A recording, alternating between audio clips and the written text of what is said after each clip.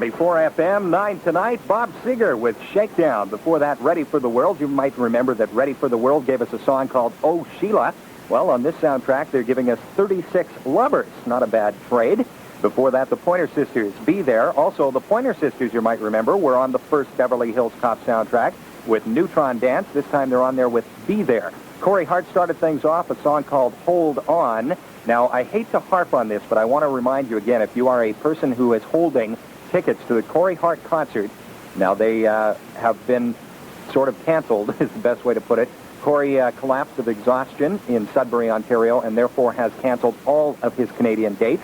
So make sure you get in touch with the company that you purchased the tickets at, and they will look after you. When we come back, we're going to have a look at... Hi, Corey Hart here, and that was Soul to Soul with Get a Life featuring Jazzy B, the group's leader and spokesman. The theory behind Soul to Soul, a happy face, thumping bass for a loving race. I think they're one of the best bands out there right now. I think they've really influenced a lot of what's going on radio, and full marks to them. Here's Soul to Soul with Get a Life.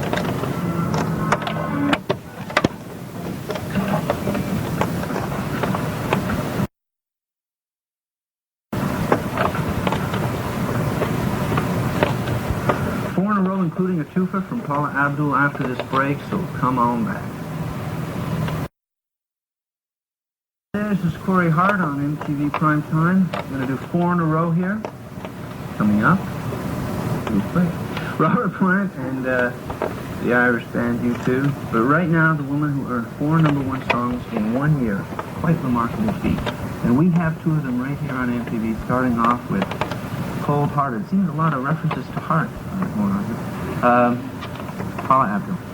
Oh, really? That was U2 With or Without You. It was directed by Merritt Avis, a guy that I've worked with on a few videos.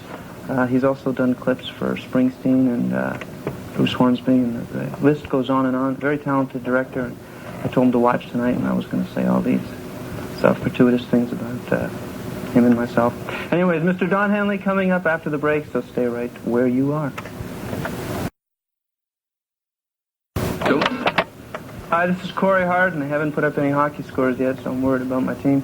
Don Henley's song Heart of the Matter was co-written by Mike Campbell of Tom Petty's Heartbreakers and J.D. Souther. He can be found on Don's third solo album, End of the Innocents, which is probably a very traumatic thing to go through, which he won a Grammy for Best Rock Vocals. I think it's a fantastic song, as a lot of them all on that record. Heart of the Matter.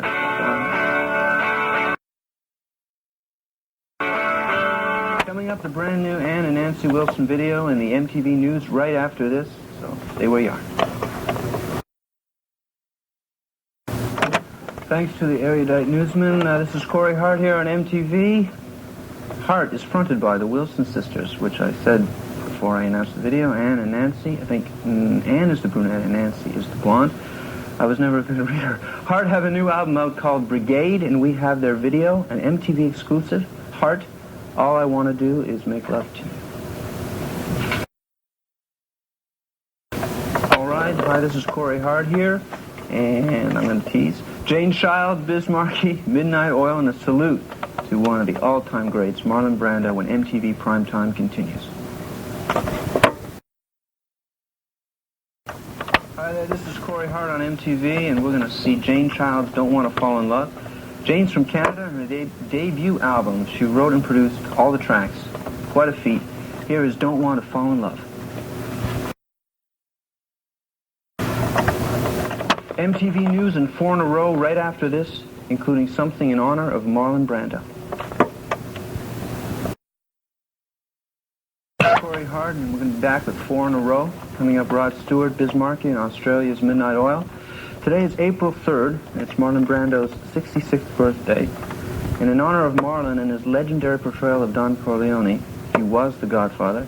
Happy birthday, Marlon. I don't know if you got a chance to see Marlon Brando in his interview with Connie Chung.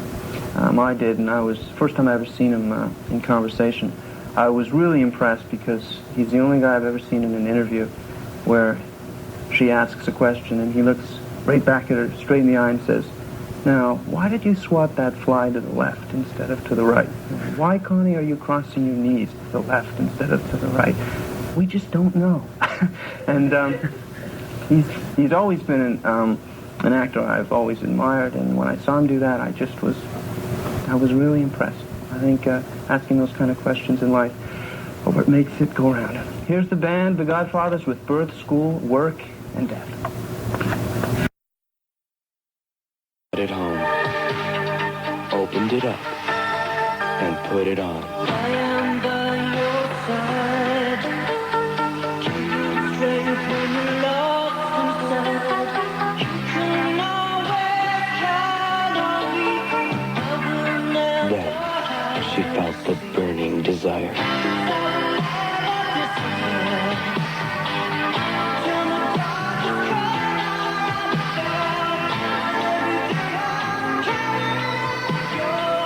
My America presents all the passion that is Corey Hart on his new album, Fields of Fire. I swear I just heard that a few minutes ago. Available on sale now at all JR's Music Shop and Orange's Records and Tapes for just $5.99 LP or cassette.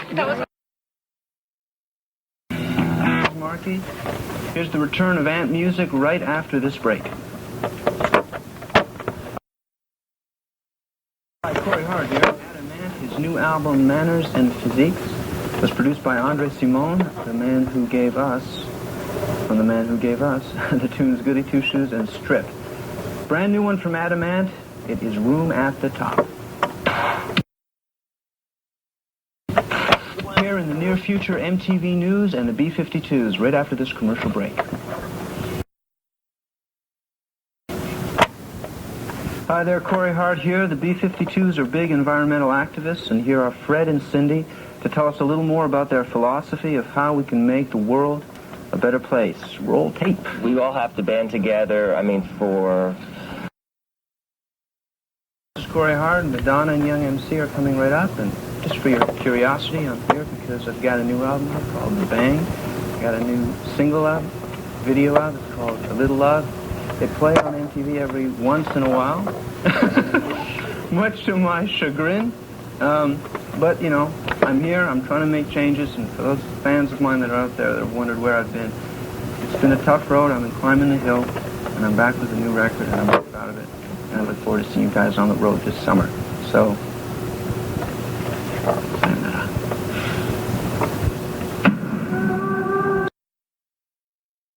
Since the beginning of time. Sealed in Vanity Fair.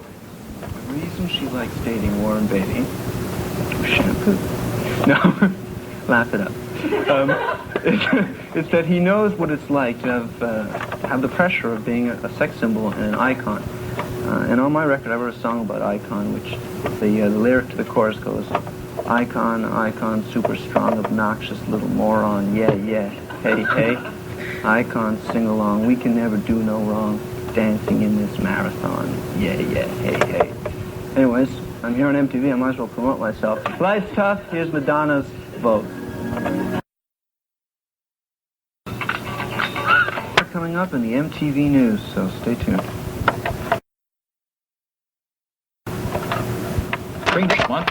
Shakespeare said, parting with such sweet sorrow. I'm going to lead to a share video called Heart of Stone. And I guess that's my duty here. They're never going to invite me back because all I've done is self-promote myself and try and get more of my videos played. But at least my motive and direction is, unselfish. It's for the betterment of my music. And I want to write songs and I want people to hear them. So thanks for having me here, MTV, and all my fans out there, I'll see you on tour this summer. Bye-bye.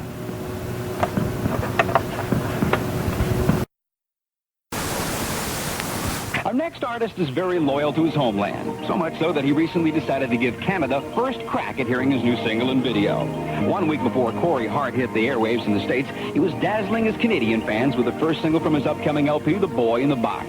Canada's pride and joy is hitbound because Corey Hart knows that no matter what, you can never surrender. Just a little Surrender. Corey Hart's hitbound with the first future hit from his new album, The Boy in the Box. Corey says he strives to write as well as the lead singer of the Police. They're a band that has really influenced me, and is a band that I really admire. And as a songwriter, I think Sting is one of the best around. they've been real important to me as a songwriter and as a model to sort of strive after. Corey Hart strives to be as good as Sting, and Sting is... This week, number 1, it's our man, Mr. Corey Hart. Do you need to break yourself in Canada? Would you be quite content to go straight stateside and then start from there? Well, I've had quite a bit of success in Canada, not to the degree that you know, you always strive for more. I feel that Canada will take me and really get behind me when I'm a success in America. And then that's fine, you know. That's a whole other story about the Canadian process and their artists, which we'll save for another time. It's an amazing story because there are a lot of artists who can't get the first base in Canada, and they go to the States. And when they go to the States and they make waves in the States, they're welcomed back as heroes. And secondly, there is resentment in Canada saying, well, you went to the States, and, you know. But they were ignored when they were here. Damn it, you doing then? Yeah. Well, I mean, in my case, I don't think that I think Sunglasses at Night as a single when it was released out of the box, there's a bunch of stations that went on it, but which was great. But I feel that the record in America is going to be a big success, and I think that as you said, I think that in turn Canada will recognize me as a viable international, you know, star or recording artist. Wow. And which is a shame because I mean you look at the charts here in Canada and you know you go through the top 20 and there's not an act and there's not a song or an act that's there. I mean, one or two get through. Okay, but hey, let's play devil's advocate here for a second. Would that be a reflection of the Canadian rock and roll scene? That we're just not strong enough? We think we're strong, but we're not. Well, no, I don't. I think that, I mean, that there are problems with that exist everywhere. I just think if a country like Australia has got 50 million people, and if they can keep churning out these bands that are heralded as, you know, the new thing, there's no way that I believe Canada doesn't have the same talent. It was almost 2 years ago and the very first time that Corey Hart visited the Good Rockin' Studios. He has come a long way since then. In Nova Scotia, Lewisburg. Hi, this is Corey Hart, and I'm very proud to say that you're watching a very special edition of All Canadian Videos on Good Rockin' Tonight. Thank you, Corey. You make it special. Tonight, Helix, Paul Hyde. Hi, this is Corey Hart, and I just want to say to all my fans, I get a lot of mail from you out there, and a lot of times I don't read it because I don't have it in my hands, and my record company tells me I'm getting it, and so they have to send it in shipments to me if I'm in Japan or in Australia or somewhere. But I take great pride in you being my fans and supporting me the way you do. And I'm going to be on a Canadian tour in the springtime with the release of my second album, and I look forward to seeing you out there, and I appreciate everything that you've done for me, because I really feel that my Canadian fans were the first, and you'll always be real special to me. Is that a nice dude or what? His name's Corey Hart. He's going to be guys who can't catch it. I'm Dick Clark, and last January we held the 12th Annual American Music Awards, and I had a chance to talk with Corey Hart backstage, and he told us how his debut album, First Offense, compared with the one he was working on in January. And lo and behold, here we are in July. That album's out, and it's doing real well. Well, yeah, I think that in retrospect on the album, a lot of things in it that I wouldn't have let go by, you know, had I had experience on doing an album. And I think sort of you learn by your mistakes, and I think my second album is really going to establish me. I hope so. I think it'll really, I think it'll do a lot for me. Well, I say the man made a pretty accurate prediction. His first single from that album, Boy in the Box, rises up. We're back, Canada, and the moment you've all been waiting for. Corey Hart, live from Montreal. Welcome to the Canadian Countdown, Corey. How you doing, Canada? Oh, we're doing fine. It's nice to have you. You know, you've been one of the most requested and in-demand acts here on the show ever since we came to air. It's finally nice to have you with us. Well, it's really great to know that people want to talk to me out there. I'm here to talk to anybody that got through. Okay. How have you been keeping? Very busy? Well, we just finished the album, Boy in the Box, and I don't know if, as you know, the new single just came out. And, oh, yeah. So, yeah, I'm real busy. Just started my rehearsals, actually starting tomorrow. And we'll be out on the road in about a month's time. All right. So when is the album due for release? The album will be out June 14th. I think it'll be in the stores June 14th. And, yeah, I think you can go get it June 14th. Uh-huh. The single has just come out last week. That's right. Uh-huh. So what do you think of it? I think it's great. We're going to feature it here in just a few moments. Where was the album recorded? I did the album in Morin Heights, which is just about 2 hours from Montreal, at a studio here that's just incredible. And it was great because my first record, I recorded it in England, and I was sort of homesick, and it's nice to do an album near home. Why did you come back to Canada to do this album after doing your first one over there? Well, as I said, when I was in England, I sort of felt a little bit homesick for my family and for my friends over here in Canada, and it's just 2 hours away from where I'm actually from, Montreal, so it was just a great opportunity for me to work there, and it's just an incredible studio. How long did it take to record the album? I started the album January 3rd, and we finished March 30th, so whatever, 3 months, I imagine that is. I understand you had little problems there with some fans causing a commotion outside your studio while you were in sessions? Well, it's not problems, really. We had some fans that came up to actually, they found out I was up there recording, and they came up and hung out with me a bit, but I think the studio people were a little bit upset by it because they felt that it was just a little bit unnecessary traffic, but I'm always grateful when fans come around. We'd like you to talk to your fans here. There are a lot of them waiting anxiously. Canada, call now, 1-800-387-1288. We're going to play the new single. Tell us about Never Surrender, Corey Hart. Well, this song is real important to me, real special. It sort of sums up my beliefs in life, and it applies to anyone that ever has a dream of doing something or believing in anything. Never lose sight of it, and never surrender. Never Surrender, Corey Hart's first single from his second album, Boy in the Box, joining us on the Canadian Countdown. Corey, where did you get the album title, Boy in the Box? Well, a lot of people ask me that. Actually, there's a disc jockey in Montreal, and he calls himself the Boy in the Box. And I was driving home one afternoon, and I heard that, and it just sort of clicked in my head. Wow, it's a great title. And so that's really where the title came from. Little tie in there. Yeah. Okay, let's take some calls. Hello, you're on Canadian Countdown? Hi. Who's this? Hi, Corey. Hi, Corey. This is Michelle and her sister Ann from Toronto. How you guys doing? Oh, great. How are you doing? I'm fine. Terrific. I was wondering, do you dabble in other areas of the arts, or do you aspire to? I understand you were offered a part on Paper Dolls, and you turned it down. Yeah, what do you think? You think I should have taken that role? No, not really. I think it would have well, the show was canceled, right? Right. But I don't think it would have been a good move for your career. That show was pretty. Well, it's funny because after I did When Sunglasses at Night, the video came out, and then It Ain't Enough. Particularly after that video, I just was sort of inundated with a lot of scripts, and a lot of people in Los Angeles kept, offering me these film roles and television projects and stuff like that. But, I'm first and foremost a musician and a songwriter, and I think that I've got a lot to say musically before I do anything in film. But I certainly wouldn't rule it out. But right now, it's not in the plans. Right. I just saw your video a couple of days ago of Never Surrender. I think it's terrific. And I was wondering, I'm trying to... Is this Michelle or Ann? It's Michelle. Okay. If you walk by the Crest Theater on Mount Pleasant Road... Pardon me? Did I walk by the Crest Theater? Yeah. Where's Mount Pleasant? Is it in Toronto? Yeah. You know where St. Clair is? Yeah, I did. You did, eh? Well, that's where we filmed it. Yeah. Why, did you see me? Yeah. Why didn't you come out and say hi? Oh, you would have if I could have reached you. I would have. Okay. So I'm glad you liked the video. Oh, it's great. Thank you for your call. Oh, thank you very much. Bye-bye, Michelle. Bye-bye. Bye, Ann.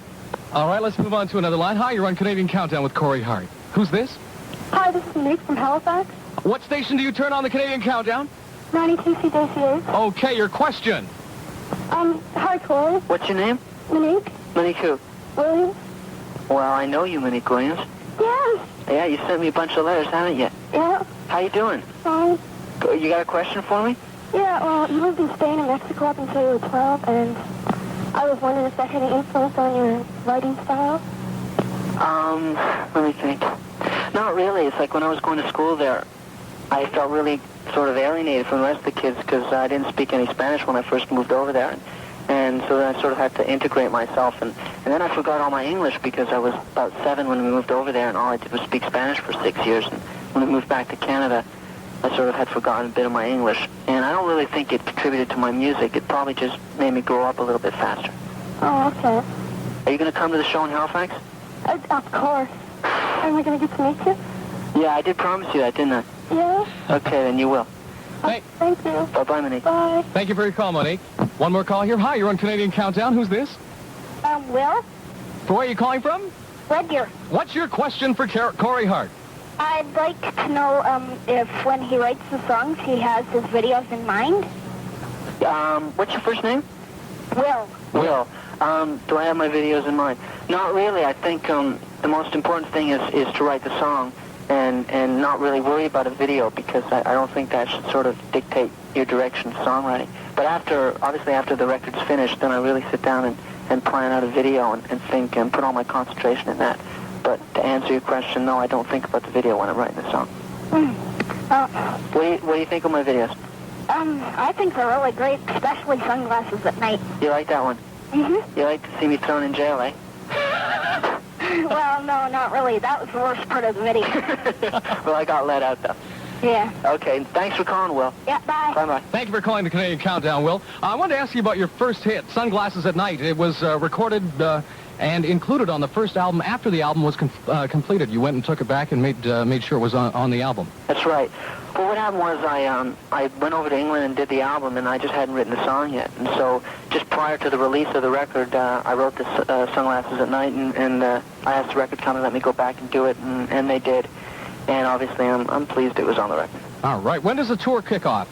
I start, I think, the 20th of July in St. John's. I definitely playing St. John's, hopefully a couple nights, and then I go right across the Maritimes and out west. Any idea on what cities you may be hitting? Well, I'll be playing Halifax and Moncton, and be playing London. Some fans out in London, I hope to see you there. Actually, I went out across Canada as an opening act with April Wine, and I only got to play about 5 dates because I came down with a real bad throat infection and I had to cancel a bunch of shows.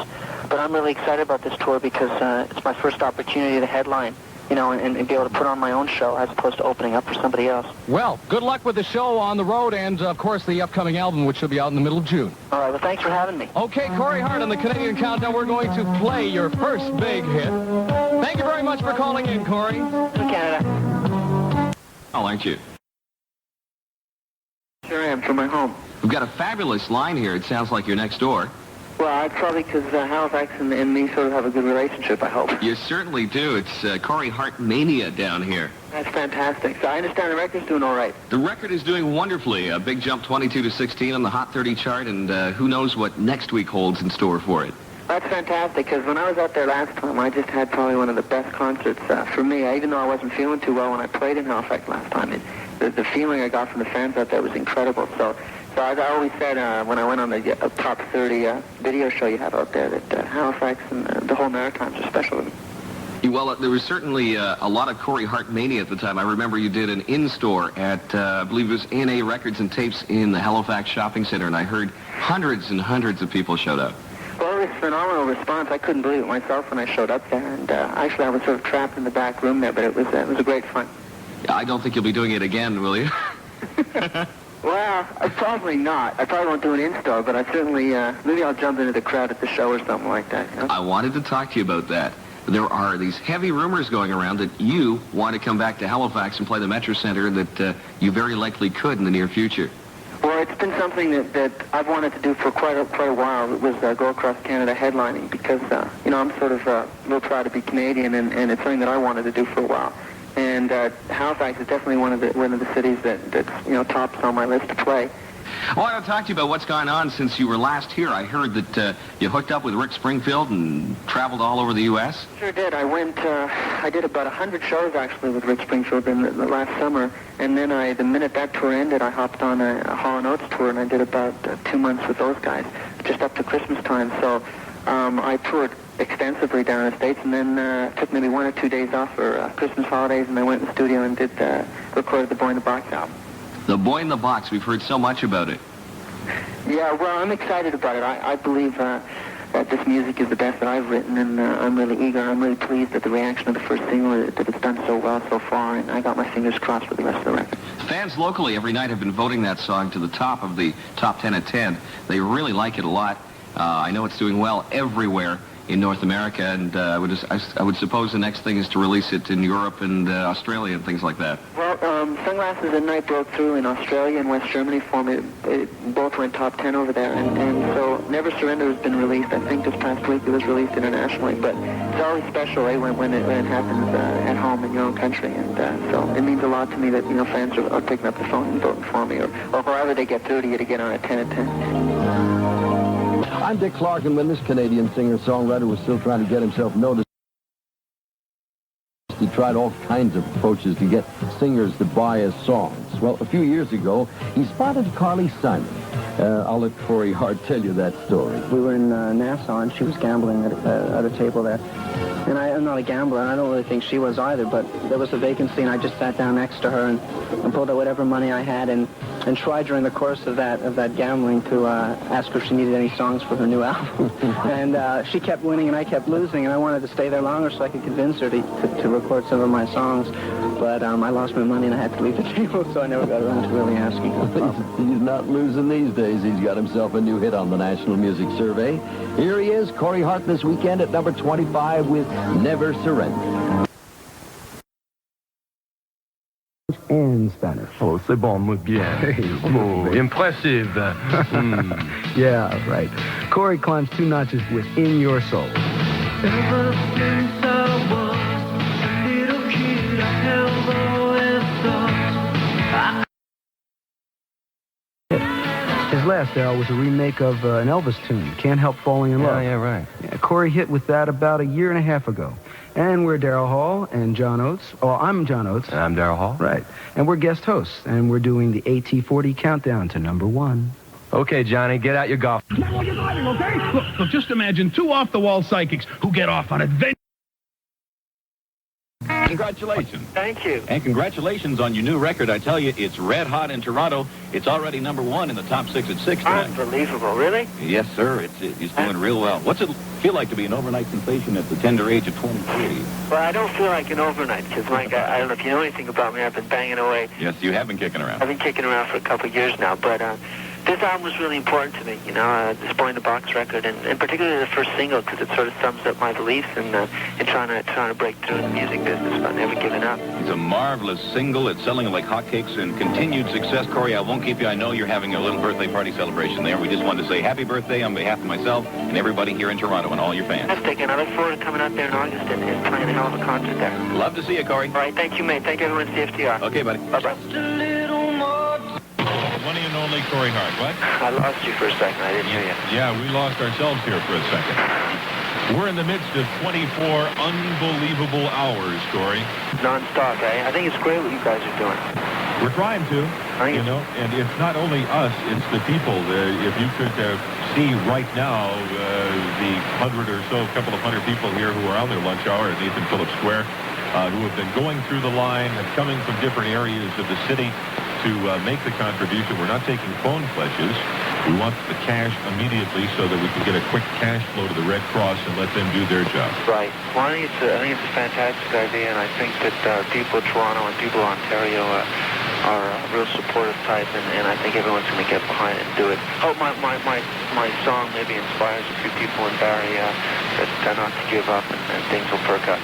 We've played Never Surrender several times here, and that indeed is the feeling of the people that have been showing up here throughout the afternoon yesterday, late last night, in the dreary hours of the Radiothon, and then back up into this morning. Well, that's fantastic. It's real gratifying for me to know that a song, you know, whether it's mine or anyone else's, you know, that music can do something like that and rally people around. So I hope a lot of people respond to it. Hey, Corey? Yes, sir. This is Mike Cooper. We talked to you on Friday to wish you a Sure did. very happy birthday. Happy 23rd birthday. Yeah. I just wanted to say thank you very much. You sent us down a care package from Montreal. We have some albums here autographed by you. That's right. Just signed those yesterday. What do you think would be a good price to go for your? There's the. We're holding up right now. We're holding it up to camera 3. Never Surrender. On the front, there's Corey, autographed, large signature. I write kind of small, don't you, Corey? That's a 12-inch. It's not an album. It's a 12-inch and Never Surrender, a long and short version of it. But I'm not the type of guy you should ask about a price, but I think you guys should decide that. What do you say, $50? I think $50 is a fair enough price. $50? $50. Okay, maybe 40. No. All right, I'm getting embarrassed. I'm going to get off. Oh, God. Well, we won't embarrass. We'll take $50 for this signed album. The ink is still wet on it because you did this. Right, I did it yesterday. The reason being because we, at the last minute, putting this Radiothon together, trying to get people involved with this, and you had no doubt whatsoever, and got a whole bunch of these records, autographed them for us. And we got them this morning, and we thank you. No pun intended, but you are all heart. Thank you. All right, mate. Thank you for having me. We It's interesting about Sunglasses because I had cut the whole album. I'd come home. This was in August, and the album was complete without Sunglasses. I hadn't written it yet, and then I wrote Sunglasses, and I said to the record company, "I got to do this song. I've got to put it on the album because it's just such an immediate song for me that when I wrote the riff to that song, I said, there's just something about this, some magic about this song." And it was one of the only songs that I've written where I actually thought of the video at the time that I was writing it. And so, I mean, I had that same gut feeling about Sunglasses the minute I wrote it. Here within Toronto on Chum FM, the Boy in the Box Tour hits the C&E Thursday night. It's been quite a year for Corey Hart, a very busy one at that, having seen him on the road for most of this year. Roger Bartel got Corey to stay put for a few minutes in order to have a chat. The show you're doing in Toronto is going to be at the Grandstand, outdoor show. That's always nice to do an outdoor show. And it's going to be, what, about 20,000 people, I would think? It's unbelievable. It's probably one of the most important dates that I've ever played, and one that I'm probably the most excited about, that and playing in my hometown at the Forum in Montreal.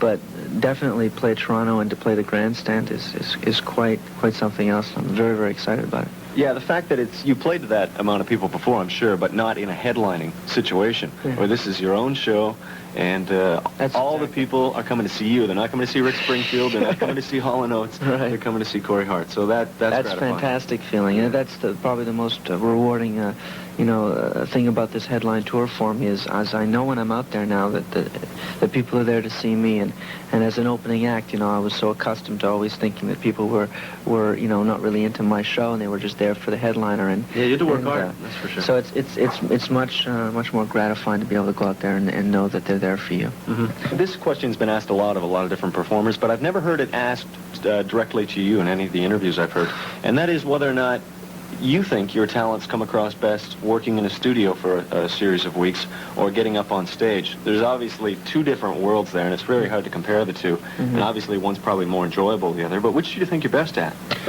I always thought that I would prefer and that I would excel better in the studio, because my training was not such that I played live and played in a lot of different bands. And in fact, this is the first band that I've ever put together, the one that's playing on this album with me. So I felt that my strength would have been in the studio, but having played live most of last year, I find it more rewarding than in a studio, and something that I enjoy more. And I mean, there's no way you can match the response, the interaction with the crowd. It's just you can't match that. So if I had to pick between the two, I enjoy both of them. But I would probably say the live is better. In the studio, you're working with an engineer or a producer who's sort of clapping in the other room, saying, "Very good, Corey, good take." And on the other hand, in live, you got 20,000 people stomping, cheering, singing, having a great time, and they're all responding to you 20,000 times as much. Well, it's not, I don't express it in terms of volume or in terms of support. It's more that the songs take shape, and I really can see what's working and what's not working with the music, and that's really important to me, to see what songs the fans are reacting to. So.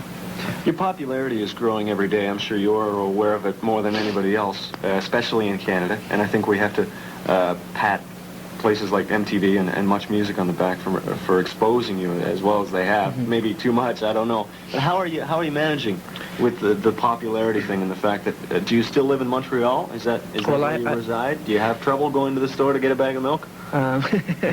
Yeah, I do have trouble doing that. I haven't been home for a while because I've been on I recorded the album in Moore Heights, which is just outside of Montreal. So I was there, yeah. So I was really, I was at home for a bit, but generally speaking, I've been out on the road for the past year and a half, and I find that with my as time goes on, it gets more difficult to to do things that I was able to do before. But it's sort of part of the job, and I sort of accept it and try and get used to it the best I can. Let's talk about the album, Boy in the Box. We heard that the title was inspired by a visit that you made to a Montreal radio station. I think it might have been Chum FM. Well, was it Chum FM, or was it just something? It wasn't. Actually, there's a jock in Montreal that that he calls himself, or he did this time that I heard him, he called himself the Boy in the Box. And I heard that, and it felt really appropriate at the time for me. And so I decided to write a song about it, and it just sort of took shape and form, and it became sort of the name of the trademark of the album. His obvious reference to Boy in the Box was the fact that he's closed into a studio with no windows in a little room, talking to people he can't see. What was how did you my interpretation and the message of the song is on twofold. One is written for the fact that I would never let myself be sort of enclosed and entrapped by what's happening in my career, and that I would fight my damnedest to not allow, the insulation that really can go on with a lot of artists when they reach a certain success. And overall, the other is a more universal message to anyone that sort of feels like pressured and things closing in on them, that rebellious spirit of breaking out of a boy in the box, and that's where it relates on that count. How do you maintain a huge popularity? I'm sure it's something you're still trying to come to grips with now, and still maintain a level of respect and a level of privacy where you can get your fans to notice you without bothering you. Well, I mean, I don't go out to be noticed, and I just go about my business. I'm very serious about what I do. I enjoy it very much, and I well, I mean, as far as privacy is concerned, that's going to be eliminated because of the fact that the people know you and that you're in the public eye, and that they feel that they should be able to go up to you and ask you for an autograph, and they should go up to you and be able to talk to you. And I don't think that they should ever feel they shouldn't, because it's part of what I'm doing, and that's just the way that it is. But you see, I haven't been living, in a sense, a day-to-day in one place. I'm always traveling and I'm on tour, so right now my privacy is really, whenever I can get home after the show and get to bed. That's about the only time I have alone right now. When we get back to the album, is it true that you took some tapes into the record company and told them these were just rough demos that you were working on for the new album, when in fact it was actually the finished product? Well, what happened with Boy in the Box is that a lot of people were very keen on hearing the songs on the album, and there was a lot of interest into what direction I was going to be writing songs for. And for me to create, I really needed the time to be alone and to be given the sort of confidence to go in and do my own thing. And so I told them I was going to do some songs. Not masters, but just some demos of some of the tracks and let them hear them. And what I'd done was I'd polished them up, and they were masters. And some people from the record company came up to more nights and heard some of the songs and were very very happy with what I was doing. So I just needed that that sort of freedom of space to be able to do what I wanted to do on this album, and they were very supportive of it. I can just imagine you sitting down with these guys, and you're all listening to the tapes, and you shut the tape recorder off, and they go, "Well, we don't really like it, Corey. Maybe you could head back and brush them up a bit." Well, then there would have been a big problem, because I was very confident, very happy with the results of the first couple of tracks that we laid down, and I would have been real devastated if they didn't hear the same thing I was hearing. Yeah. Never Surrender, the first single from the album, is #1 in Canada. The album is #1 in Canada, Boy in the Box. The single is #6 down in the States, and I imagine the coming weeks it's going to go a little higher than that, because it's was it #6 last week and this week as well, or is it? Well, it went to 4 this week. Oh, did it? Yeah. Oh, very good. It's it's unbelievable, because I used to dream about having. Well, Sunglasses was top 10 as well in the States, wasn't it? Yeah, it was. But it's quite something. I'm very proud of the fact that the record's done so well in Canada, because when my record was first put out here, things were a little slow in coming in Canada for me, and I'm very, very proud of being Canadian, and it's it's something that's a part of my personality, I think, and something that I always feel really proud of mentioning to people, and the fact that my album and single are #1 here is unbelievably gratifying. Mm-hmm. And doing quite well in Australia as well, I hear. Well, I went over to Australia last year in support of Sunglasses at Night, because the single did very well over there. And internationally now, with the release of this album, fortunately, a lot of territories seem to be responding to it. So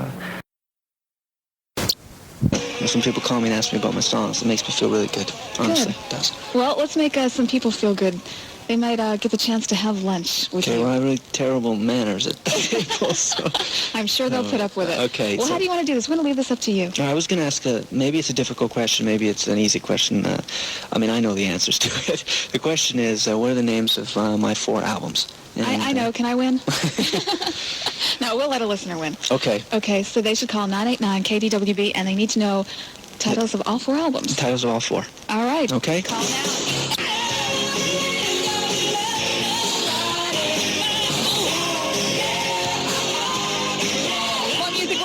KDWB, this is Andrea Vincent, and that's new from Kenny Loggins. Corey Hart is here, and someone has the chance to go out and eat lunch with Corey Hart. We will do that right after this. Now here. Hi, Corey. I'm back. We're back, and... I can't see you anymore, I know, where are you? Well, we'll put this down in a second. Okay, now I swiveled over. Okay. Right. Well, the question was, once again... I'm nervous. The question was, what were the names of the 4 albums? Okay, let's go to the mine. phones and see. Hi, who is this? This is Andrea Zimmerman. Hi, Andrea. How are you today? I'm great. Oh? She must know the answers, Corey. Andrea? Yeah? Don't mess up now. Okay. Okay. Here I go. Fire away. First Offense. Yep. Way in the Back. Mm-hmm. Field of Fire. Yep. And Young Man Running. You got it. Ding, ding, ding, ding. Oh, my God. Cheers. We have a winner. Yay, Andrea. So who are you going to take? Oh, my God. You get to take a guess, too. Or you want Corey all to yourself, I suppose. Well, yeah, that'd be nice. Okay. All right. Hang on the line, okay? Okay. Don't go anywhere. See you later, Andrea. Hang on. Oh, I hope we don't lose her. Okay, we're going to play a cut from the new album. Okay. And tell me a little bit about this. This is a song called Spot in a Coal Mine, and I was over in Italy doing a song festival. And there's a lot of bands staying in the same hotel that I was. And we couldn't get out because there were so many fans really to see the other bands there. One of the bands... Oh, come on now. No, honestly, I'm not very well known in Italy, or I wasn't at that time. And the band that was there were Duran Duran, and they had a lot of fans out there. So they had all these banners and posters for Duran Duran. And out of the corner of my eye, I saw this little sheet of paper where a couple kids held up, said, Corey Hart, we can spot you in a coal mine. So I jotted that down, and this is the song I wrote on guitar that night. Oh, this is really cool. Great story. Thanks, Corey. Okay. WB, I like it. Thank you. I like it a lot. I'm chewing gum on the air in Minneapolis. No manners. No, that's fine. We just got done talking to Andrea Zimmerman, and she is really excited. She was hyperventilating on the phone. Maybe she'll come down in time for lunch. She's going to meet another Andrea. That's right. We'll both be there. Twins. Okay, Twin Corey cities, right? Yeah, oh, my God. Dumb joke. It's getting scary in here. Stop it. All right. Okay, Corey Hart is here, and we're going to do this, and then we're going to come back with 12 in a row, which we are known for, Corey, because, nobody plays more music than KDWB. Okay, you got it. All right. KDWB-FM, Richfield, Minneapolis, St. Paul. It is really dirty dance, Corey. I'm a lousy dancer. Even dirty dancing? Well, There's really no bad way to do that, I don't think. Well, then I'm pretty good at it. All right. Well, listen, thanks for coming by. Thank you. Best of luck in your tour. We'll be looking forward to seeing you in the Twin Cities real soon. Okay, it was a pleasure being here and a pleasure talking to everybody today. And have a great lunch with Andrea. Thank you. You're coming with us, aren't you? Absolutely. I'll be there. We'll see everybody soon, Minneapolis. Thank you, and look forward to seeing you in concert, okay? Cheers. Bye-bye. Autograph albums after 10. Good night, KDWB. Ladies love him, and tomorrow afternoon he's the guest DJ on KDWB, Mr. Corey Hart, right here in person, stopping by with loads of autographed copies of his album, and maybe a special evening with Corey Hart. You can win it tomorrow at 1 o'clock with Andrea Vincent on 101.3. There's Touchstones. We'll take caller 10 right now, 99 KDWB. We'll give you a copy of Corey Hart's new album from the KDWB Free Music Collection. Got to know the phrase and pays to win. Radio station do you listen to? KDWB. Who is this? Ellen. Ellen, where are you calling from? White Bear Lake. Okay, we want you to listen to Corey Hart's new album. We're giving you a copy, okay? All right. And remember, tomorrow he's our guest DJ starting around 1 o'clock with Andrea Vincent. Okay. Tomorrow afternoon. What radio station do you listen to? KDWB. Who is this? Dan Lewis. Where are you calling from, Dan? Little Canada. Over in St. Paul. got your Corey Hart album, his new copy from our free music collection, and he's going to be our guest DJ tomorrow with Andrea Vincent around 1 o'clock, so be tuned in, okay? All right. Do you know what station do you listen to? KDWB. You win!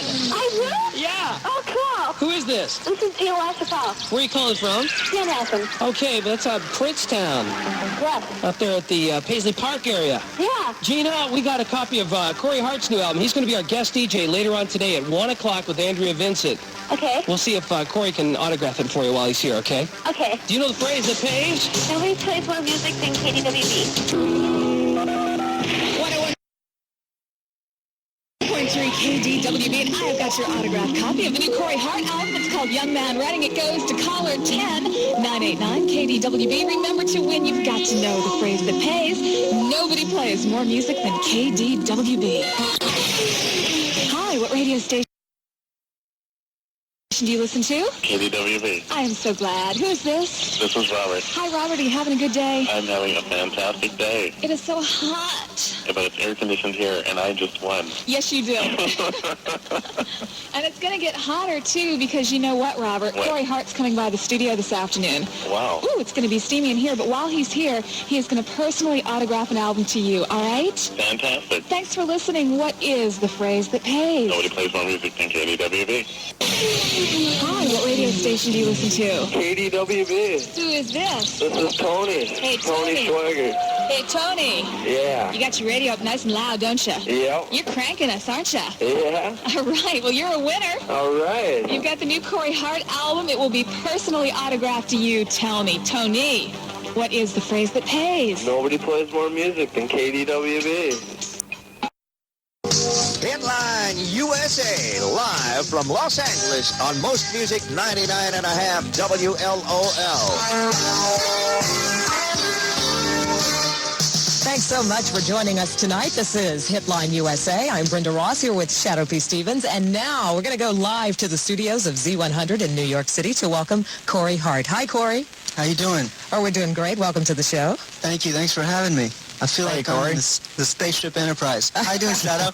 I'm doing great. So you just come in from Canada or what? Well, I've been in America for about 10 days just visiting some radio stations. I just came into New York today. Okay, great. I'm in the Kingston Space Control here. All right. If you want to talk with Corey tonight, for a limited time only, you get to do it for free. The number is 1-800-53-PEPSI. While you dial us up, we're going to roll a great new record from Corey. This is brand new. Check it out. It's called In Your Soul on Hitline USA.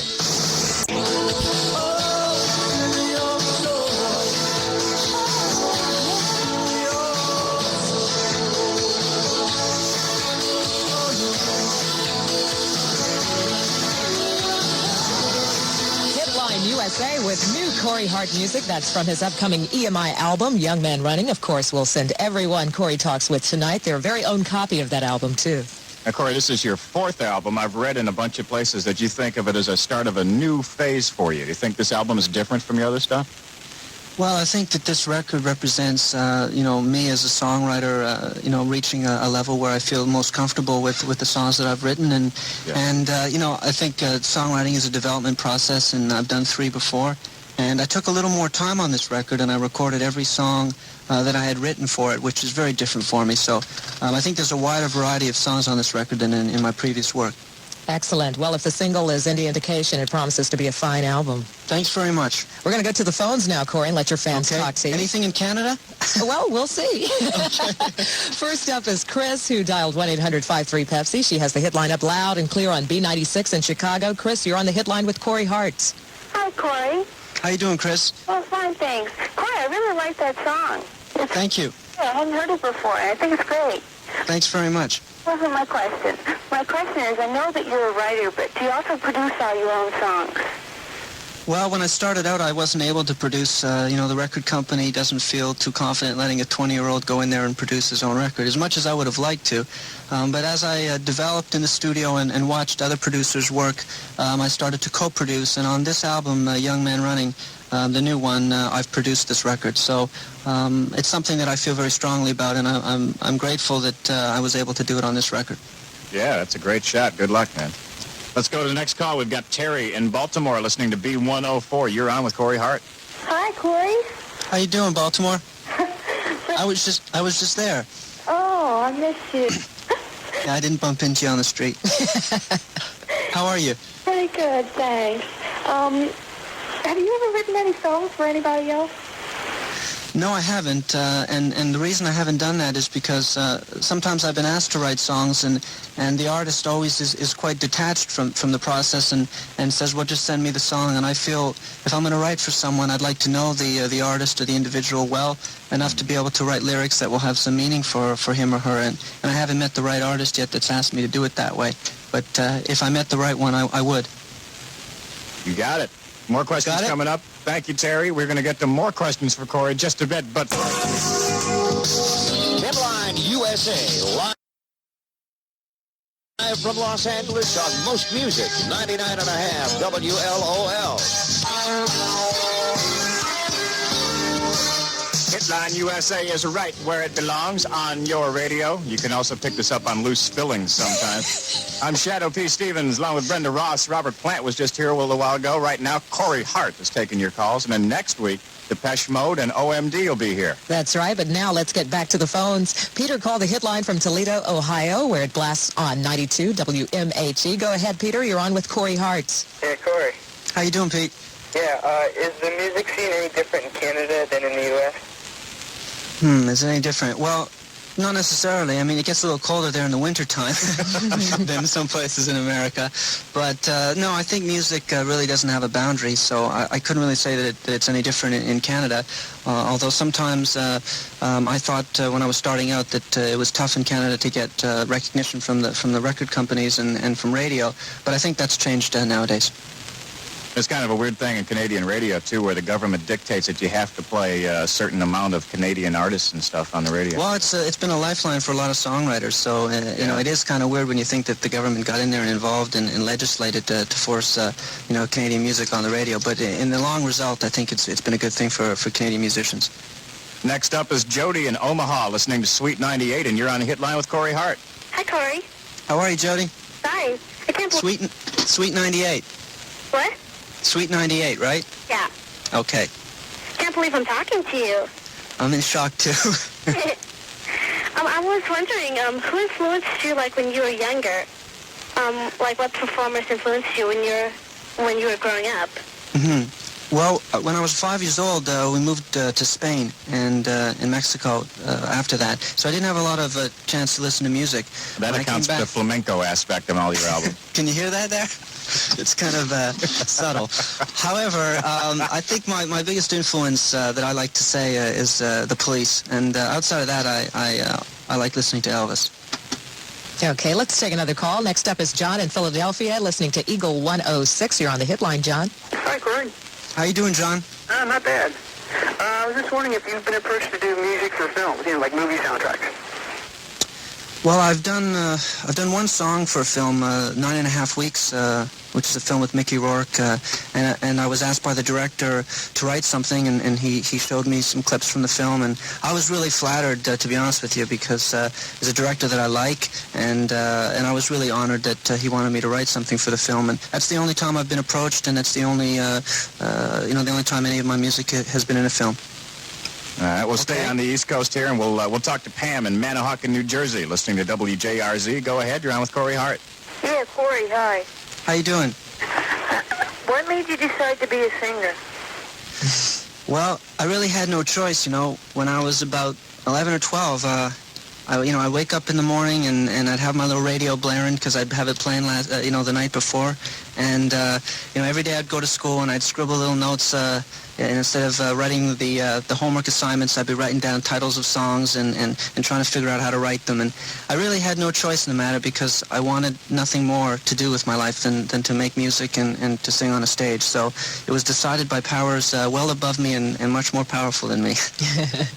Okay. Lori's, thanks for the call, Pam. Lori's up next in New Orleans listening to B97. You got a question for Corey? Yes, hi, Corey. How you doing? Music.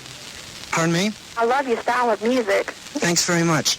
And I wanted to ask you, are you going to tour America this year? I sure will. I hope you guys will have me. I'll be there probably in the fall. I'm putting together rehearsals for the tour in August, and I'm sure to be, in most cities before Christmas time. Okay? All right. Thank you, man. Next call is from down south again in Montgomery. Caroline's listening to Y102. Go ahead. You're on with Corey. Hi, Corey. How are you? I'm fine. How are you? How was your day? Okay. It was okay? Huh? Okay. I want to know how come it took you so long to put out a new album? That's what someone else asked me a couple minutes ago.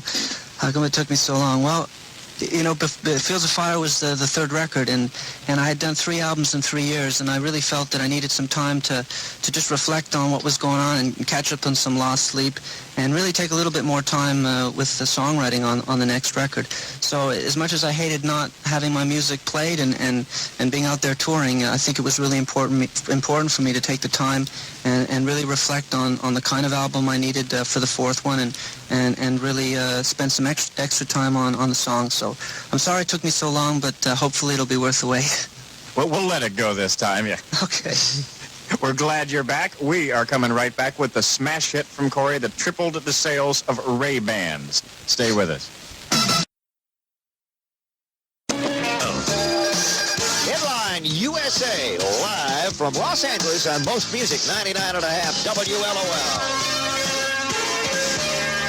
We're back on Headline USA with our guest tonight, Canada's Corey Hart. Brenda, let's get back on the phone. Let's do it. Jared's been waiting to talk with Corey. He listens to us in Kansas City on Q104. Go ahead, Jared. Hi. How you doing, Jared? I was wondering, did your family support you going into music so early in your life?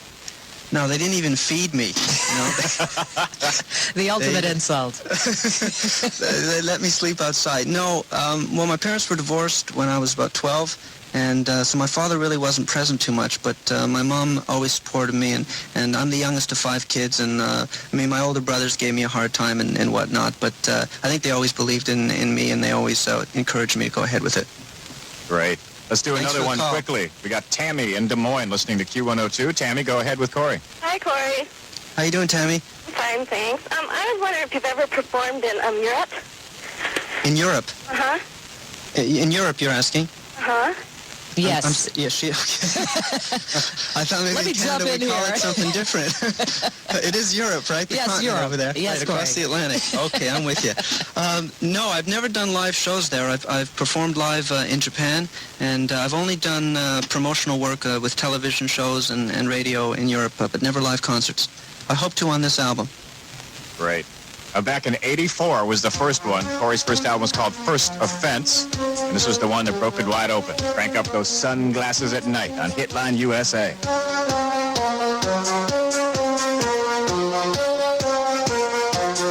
Hi, Corey Hart and Sunglasses at Night. Corey, thanks so much for dropping by and visiting us tonight. I had a great time. Thank you for having me. Best of luck with the new single, In Your Soul, and, of course, with the upcoming album, Young Man Running. Okay. Thank you, Brenda, and thank you, Shadow, and thank you, America. Thank you. Like Come the back caucus, and... right? Yeah, right. Did we forget anybody? Nah, that's enough. Come back and join us when you hit the road this summer and when you got a bunch of hits off this album, and we will see you then. I sure will. Thank you, and Thanks, take man. care. God Next bless. week, OMD and Depeche Mode will be right here on your radio. Number 40.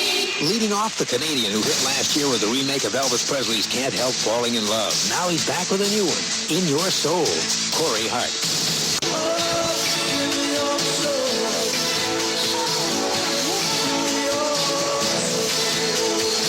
In Your Soul. Corey Hart debuting at number 40 with a song he wrote and co-produced. That's his 8th top 40 hit.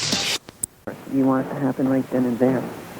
And there's also a side of the song that portrays that character as a bit, when it's a bit foolish, because there's a line that says, "Oh, the tragedy, young rebels in their glory misunderstood," or "Such a calamity, the unrequited rebel without applause." So it's almost poking fun a bit at myself in the sense that I may have looked quite foolish at this. And welcome back to 9 Tonight. I'm Glenn Firth. In this half hour, we're taking a look at the album The Beverly Hills Cop 2 soundtrack. Now, as I mentioned, there are stars such as James Ingram, Jermaine Jackson, the Pointer Sisters, and more on this album. Also, Corey Hart is appearing on the album. Now, Corey began singing when he was just 17 years old and had his first album on record store shelves when he was just 21 years old. Now he's got his third album in stores. Of course, that's his latest album called Fields of Fire.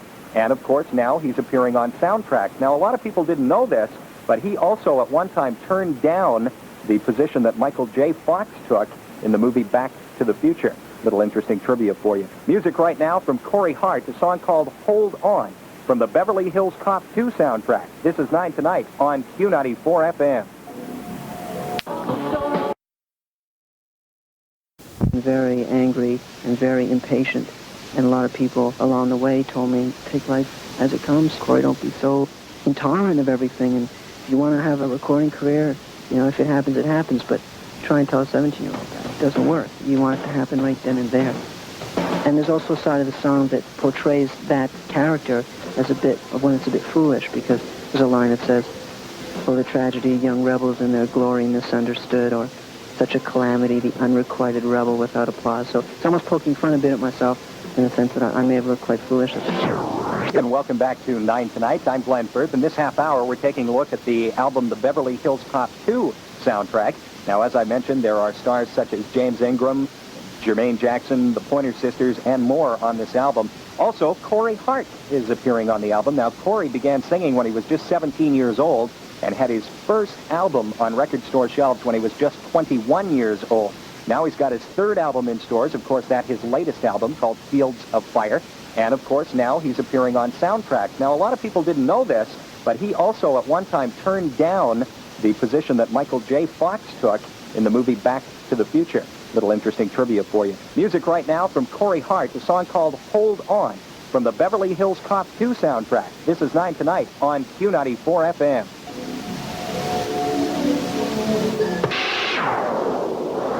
FM, 9 Tonight, Bob Seger with Shakedown. Before that, Ready for the World. You might remember that Ready for the World gave us a song called Oh Sheila. Well, on this soundtrack, they're giving us 36 Lovers. Not a bad trade. Before that, the Pointer Sisters, Be There. Also, the Pointer Sisters, you might remember, were on the first Beverly Hills Cop soundtrack with Neutron Dance. This time they're on there with Be There. Corey Hart started things off, a song called Hold On. Now, I hate to harp on this, but I want to remind you again, if you are a person who is holding tickets to the Corey Hart concert, now they have been sort of canceled, is the best way to put it. Corey collapsed of exhaustion in Sudbury, Ontario, and therefore has canceled all of his Canadian dates. So make sure you get in touch with the company that you purchased the tickets at, and they will look after you. When we come back, we're going to have a look at...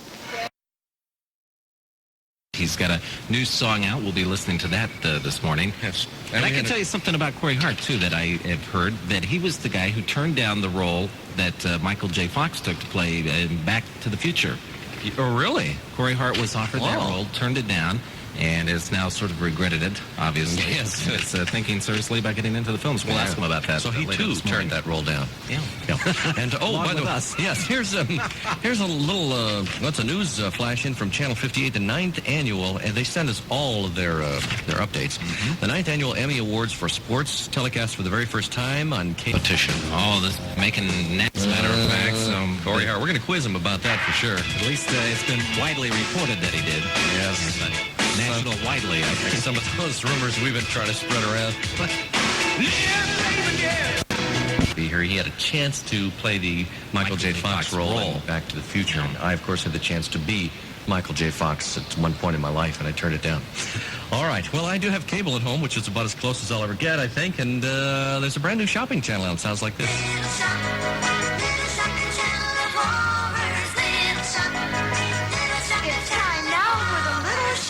Channel of Heart. Okay, our next item here. Oh, look at this. An AM. Yes, sir. Hey, did you say Corey Hart was going to be on your radio program? Yes. Oh, geez, my favorite performer. Is that I right? love that guy. Yep. That's terrific. I got every album he ever did. Dog and Butterfly, Passion Works, Dreamboat Annie. I thought, hey, can I have your autograph? Didn't do those. No, that's Hart. That's not... Corey Hart. Corey Hart. Sunglasses at night. Your surrender. Falling in love. It ain't enough. I'm by your side. Ain't enough. Our constant complaint.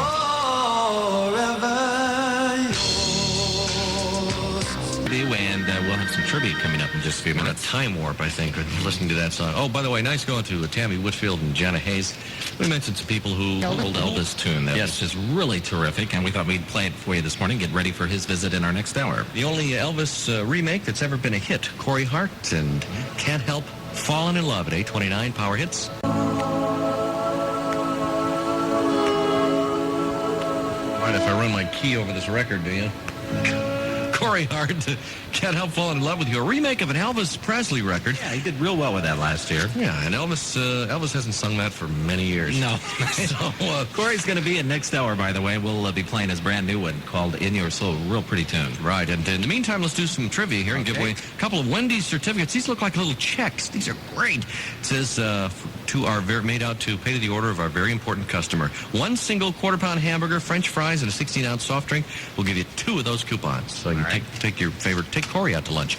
929-106.5. What year did Elvis originally do Can't Help Falling in Love, the song you just heard? What year did he originally do that tune? Got to get it within 0 years, because I know somebody knows this. All you Elvis trivia fans, this is your chance to shine. Crate of hamburger meat. Good luck from Quad 106. 4-9, and Jay in the midst of trivia, talking about I Can't Help Falling in Love, the Elvis Presley song. We played the Corey Hart version a few minutes ago. What year was that originally recorded in? Elvis Presley did it in 1961. 1961, and it was a top 5 hit for him. And Corey Hart, according to this little sheet here we have, he never really meant this to go on the album until the last minute, just tossed it out. He thought it might be a B-side single, and it became a hit, so he did real good with that song. So nice going. Congratulations. A couple of Wendy's terrific certificates for a quarter-pound hamburger, French fries, 16-ounce soft drink to Jim Newell, and the horse he rode in on, I guess, gets to take the pal of his choice. Maybe call Corey later and take him out for a burger. Hart, who has just walked into the studio, will be playing his new song this morning. Talking to him a little bit about things that are coming up in his life. Guards are posted at the door, so we don't have an onslaught of fans coming in the studios. Well, it's going to be fun. It should be nice. By the way, I have heard the new song. It is great. You're going to love it. Stay with us. This is The Clinic with Masters and Johnson, and we have a very special guest this morning, Corey Hart, who is in the studios with us. Good morning, Corey. How you doing? Good morning. I'm fine. It's a great honor to be here. First time. It's really neat to have you in here, and we're going to be playing your new song in a bit, and welcome to the heat of Sacramento, for heaven's sakes. Where have you just come from, Corey? Just came in from San Jose, but I don't mind the heat, because being from Canada, you know, we get frozen up there. So. That's right. You kind of started up in Montreal. Do you still live up there? Yeah, I live up there. I moved away when I was a kid, about 5, with my family to Spain. Mexico. They kind of dragged me around. And then we moved back when I was about 11, 12. Hey, you got a great new album out. Now, I don't know if you like to compare new albums with some of your old stuff, but this, I think, is your best work far and away. And I love the new single from it. Well, thanks very much. Young Man Running? Yeah, the name of the album is Young Man Running. I don't know which way to look. This is why we do it in 2 studios, so we watch the guests swivel around. We've got a Corey Hart sandwich here this morning. Corey is unfortunately right between us, and he's Marty's way down at the other end. It's like Linda Blair. My head's just keep the green stuff in, all right? You were asking something about, well, the new album's called Young Man Head Turning. No, it's called Young Man Running. And the new single is called In Your Soul. But, it's strange. A lot of artists, when they put out new records, they naturally say, well, this is my best work.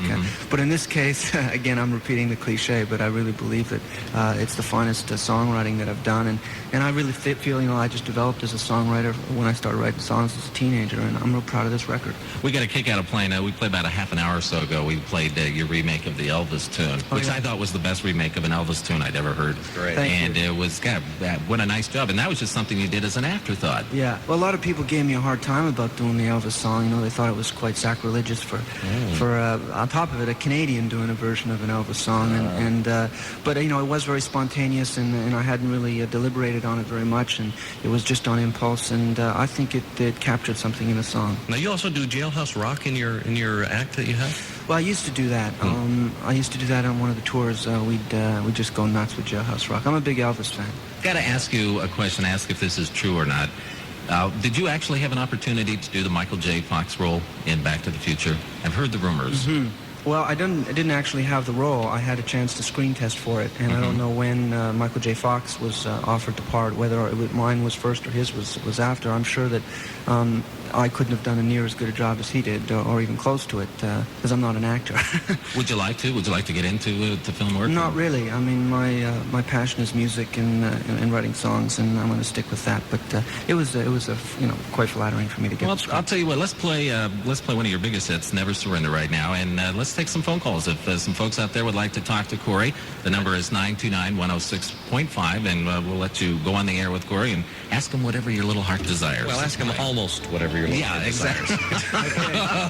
See you soon. Okay. 9/11 now, Power Hits, Quad 106. This is Corey Hart and Never Surrender. That is Corey Hart. How does it feel, by the way, to listen to your songs on the radio when you're just driving around? Or The best feeling in the Is world. it? Oh, Is it? yeah. There's nothing better. I mean, well, being on stage is probably a little bit better, but it's fantastic. If you're in the car, do you sort of crank it up if you recognize it, it's yours? It's a funny story because the first time I heard myself on the radio with sunglasses at night. Are you okay with this mic? Yeah, we're fine. That's a little bit of the phone, so go ahead. Okay. And, okay, right, I got you. It's the first time I heard sunglasses at night on the radio. I heard about 11 seconds of the intro because I was so excited. I crammed the volume so loud, I blew the speakers in the car. So I was so excited. And then I stopped the car and I was on a highway and I was trying to hail down other cars so I could get in there and hear the rest of the Turn your radio song. on. But I never succeeded in hearing the full song the first time. Oh, that's great. Still a What a thrill. great, yeah. It's a thrill to hear when we sing in the morning. We open our show with singing, and it's really thrilling for most of the people whose clock radios come on. We'll keep that to the timing 6 o'clock hour. Yeah, real that's important. We're still working on a couple of Elvis remakes. Well, let's take some phone calls here if you don't mind, Corey. No, my pleasure. All right, Corey Hart going to be on the phone with line 1 with Christy. Hi, Christy. Hi. You're on the air with Corey Hart. Oh my God. How you doing, Christy? I'm fine. What are you up to today? Waiting for you to be on the radio. Okay. I've been up since 6. Really? I was up around 7:30. I was wanting to know if you were dating anyone. If I was dating anyone. Well, yeah, I'll have to check with her and call her tonight, but so far, last 6 years I've been dating the same girl. Oh. Okay? Uh-huh. I just wanted to tell you that I love you and that my room is covered with you. And I have every album. And What do your parents think of the ugly wallpaper? they love it. They do? Uh-huh. Okay. Well, thanks very much. I appreciate the compliment. You're welcome. Okay, bye-bye. Wow, Bye. thanks for the call, Christy. All right. Nice. Great. Let's go to line 2. Tammy, hi, you're on the air with Corey Hart. Hi, Corey Hart. How you doing? I'm very good, thanks. I just called to say that I think music's a very powerful impact on things. And I'm bulimic. I've been recovering from bulimia for the last couple months now. And I was flipping through my tape box and I ran into your tape and I put it in and Never Surrender came out. And I just wanted to thank you for giving me the strength to kind of hold on and Well, thanks. overcome this. Tammy, thank you. You know, for me, the most, gratifying thing to write a song is to know that it maybe has a chance of having some impact on somebody out there. So, I mean, you make me feel real lucky just by what you said. So thanks very much, okay? Yeah, thank you. Okay, cheers. And Corey, is there a story behind that song for you personally? God, I feel like we're in a plane. Traffic control. He has to keep spinning around. Yeah. Can you ask me the question again? Yeah, I was just wondering if there was a story behind that song when you wrote it, a special story for you. Well, I mean, Never Surrender Yeah, is just an attitude that I always had, as a kid, and it actually ties into the new song In Your Soul, which they sort of go together hand in hand. And it's really, I didn't go around saying never surrender, man, never surrender. I mean, but it was just something that I always felt you had to believe in yourself and you had to believe in your dreams and you had to hold on to that, and you really can't let other people discourage you. And it's just kind of something I guess my parents instilled in me, or more particularly my mom. Pretty important in the music business too, I would guess. I think, anything you really want, I think you've got to believe in it, and you've got to have the conviction to stand by it. Oh, great. Well, I'm glad Tammy called about that. Tanya is on line 3. And hi, Tanya. Hi. You're on the air with Corey Hart. Great. Good morning, Tanya. Good morning. Scary, huh? What? Are you nervous? Yeah, I am. All right. Well, that's good. That's perfect for right now. Go right ahead. I'm nervous, too. We're all nervous. Not as nervous as I am, but, well, my wall is the same as whoever the first girl was. I don't know who she was. But my wall is totally covered with you, too. Have you heard the new record? Yes, I have. It's great. I just want to tell you that, I think your music is inspiring. I listen to your tape over and over, all your tapes, one at a time. Just keep flipping them over. So you've got the new album, or you haven't got that yet? I haven't got it yet, but I've just heard it from a friend. Okay. As a matter of fact, I'm picking it up tomorrow. Which of the three other records do you like the best? The best, I think. I think Fields of Fire was great. I think it was the best. Okay, that's good. That's good. At least I'm getting better as I go along. That's good. It's encouraging. Okay, I was wondering if you're going to kick off another United States tour. We're going to start a tour in the fall, and I don't know what part of America we're going to start in. But, you know, if I'm in the West Coast, I'll definitely be in Sacramento sometime before Christmas. You're going to be overseas, aren't you? I'm going over to Japan in August, but I'm not going to play Canada till the following summer, and I'm going to devote most of the 88 and the 89, first half of 89 for America. So we'll see you then. Okay. Okay, thank you for calling, Tanya. Okay, thanks a lot. Bye-bye. Well, we've been talking about the song, so I think we ought to play it this morning. It's called In Your Soul. It's from the new album, The Running Man. Is that it? Young The Running Man Man. Running. Young Man Let Running. Corey introduce this song. Yeah, really. Go ahead. You want... This is Corey Hart in Sacramento. In Your Soul on Quad 106. From Young Man Running, that's In Your Soul, Corey Hart on Power Hit Squad 106, and he is with us in the studio this morning. We've been talking about your music, and it's kind of a real thrill for us to hear you sort of singing along with yourself. Oh, yeah. And you're doing a little harmony with that. Oh, you got the original. Whoops, let me boost you up there a little bit. There we go. Yeah, it's hard for me sometimes not to sing to it, but that's good. As long as I still have the thrill of the music, I'll still be doing it. It's neat to look at your expression because it's like you're really concentrating on that song, still checking to make sure that everything is proper and Still all the right. notes are still in place. if there's anything else you can do to it. Yeah, I've released my child to the world here, so is it right? Is it ready? You couldn't have hit the nail on the head more accurately than you just did, because I turned around and came in here just to hear how it sounds coming off your system. That's the first thing he did. He came right around on this side and got himself planted firmly between the speakers. Tell a musician, he always stands in the right place. Well, does that happen to artists, to recording artists? You do a song, you release a song, you go, if I'd have just done the one thing differently, would have been, ooh. Yeah. Does that ever happen? Well, I think a lot of the times, part of music is that you can never reach your ultimate sound, or you can never reach the ultimate song, and that's the process that just keeps you going and keep working at it. So I hope to think that I would never sit back and say, well, I've just done the best song and I'll never do anything better than that.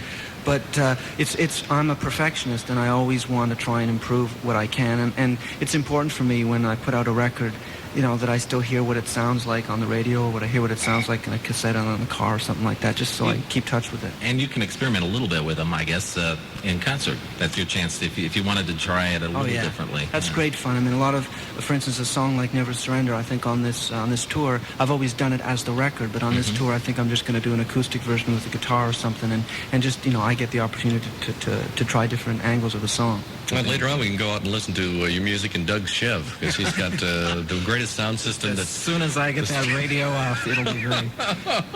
Well, we have a couple more people around waiting to let's ask take you a couple more questions. calls. We have Kim on line 1. Hi, Kim. Hi, Corey. Hi, you're on the air with Corey Hart. How you doing, Kim? I'm fine. I sound like I'm talking to my brother. My brother's name is Corey. Oh, really? I was wondering what inspires you to write most of your songs besides Never Surrender? Besides your childhood. What inspires me to write most of my songs? Just everyday living. I absorb things from my day-to-day life, and I write them down and jot down my thoughts, sort of like a diary almost. And then at the end of a certain amount of time, I'll just collect all my thoughts and see if there's anything in there that I want to put music to. So just living really is how I arrive at the inspiration for songs, or observing other people. I mean, I can write about this head swinging in the studio here with Marty behind me. Call it, what was that movie you referred to earlier? Back to the Future. No, the other with the spinning of the head. Oh, yeah, The Exorcist. We could write a song right now, virtually. Are you a songwriter, Kim? Oh, no, I'm not. I write poems. Oh, you do write poems? Yeah. Well, that's a start anyways. Send some lyrics to Corey. Maybe he could, you never know. Okay. Life is life. Thanks for calling, Kim. Bye-bye. Thanks. All right, thanks. And we have Jennifer on line 2. Hi, Jennifer. You still there? Yeah. You're on the air with Corey Hart. Hi, Corey. Good morning. I just wanted you to know, I wanted to call and let you know what a special song Never Surrender is to me. Because about a year and a half ago, I had a boyfriend named Larry, and he had to move away to Nevada, and that was our song. And we'd listen to it all day long just so we could think about each other, and that's what really kept us going. Really? Is he back now, or is he still there? He moved back to where we live now in Lodi, but we're not together anymore, but we're still good friends, and that song's still, really special to us, and I want you to know it's a wonderful song. Thanks very much, Jennifer. You're welcome. Thank you. Thanks for calling. It must be really rewarding to have your music not only go out there and people tap their toes and snap their fingers and sing to it, but... You guys set this up or something? No, it's just kind of nice to know that you got fans everywhere you go, isn't it? That must be really just kind of awesome when you go around and all those people know you and you don't really know them by name, and yet they know you almost intimately. They've got you all over their bedroom. Well, Corey. That part frightens me. In fact, I was thinking maybe Masters and Johnson should come out with a new wallpaper design or something. Time to get in on some of this. Well, what's ahead for Corey Hart now? You've got the tour coming up in fall, and obviously you're going to be working supporting this album for a while. Definitely. I'm going to go over and, well, as I said, start the tour in the fall. As you said, start the tour in the fall. We've all said it now. I'm going to go over to Japan and do some promotion over there with the new album, and then do some European cities as well on the way back. And then I'll just start rehearsals, and I should be out for about a year and a half promoting the album. Well, hopefully when you get the U.S. tour underway, that Sacramento will be one of your stops. We'd love to see you here. I haven't played here before, and in fact, California is one of the states I've played least in America, so I'm sure to stick here for a while and play as many cities as I can on this tour. Well, we'd love to have you back anytime and come to the station, and boy, we'll promote your concert tour and come back as soon as you can. Thank you. It was a real pleasure, and I had great fun here this morning. Best of luck to you, Corey Hart, saying, again, what a great song, In Your Soul, and that's from Young Man Running. Thank you. You look for that album in the record Best of luck in your tour. Cheers. Thank you, Sacramento. If I had to pay... Economically speaking, of the American middle class. That's coming up shortly. Only upward mobility for a certain Canadian will be meeting in this half hour. Corey Hart. First at the news desk, and here's Bob Jameson.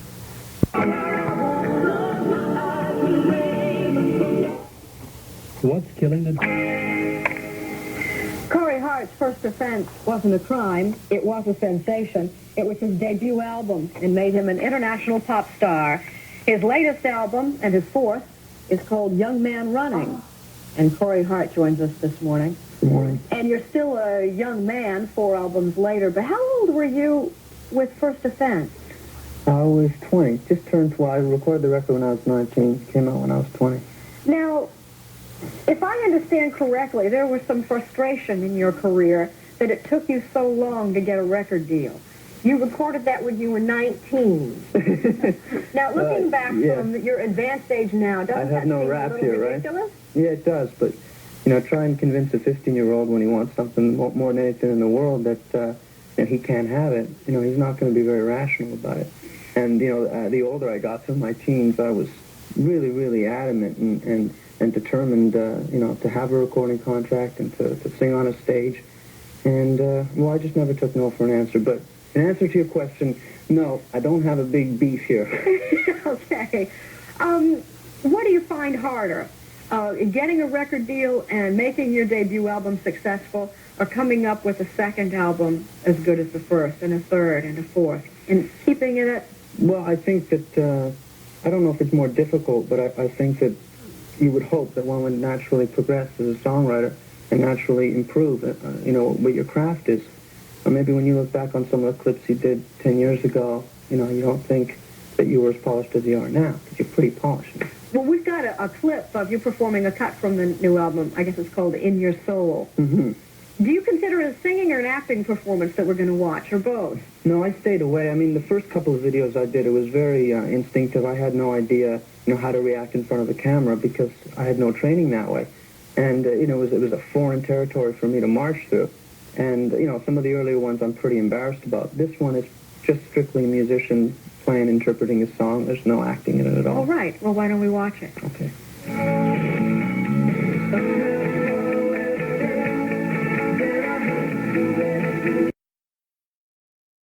Reading the material about you, which means I dredge up some old stuff. I found a newspaper clip. It was dated August 85, which some of us sounds like recent history, but for you is really dated. And the story was that the guy he's talented and he's very good looking, but he's a teen idol, and he's doomed to stay a teen idol because that is the curse of death, and one is going to be a flash in the pan. Well, obviously, 3 years later, you're still here and still recording successfully. You beat that. How did you get out of that trap? Well, first and foremost, in reference to that particular article, and I don't think it's quite accurate. However, you know, when I did come out, I was basically a teenager, and the first set of songs that people heard of Corey Hart were songs that I wrote as a teenager. So, and the 14-year-old girls were wild for you.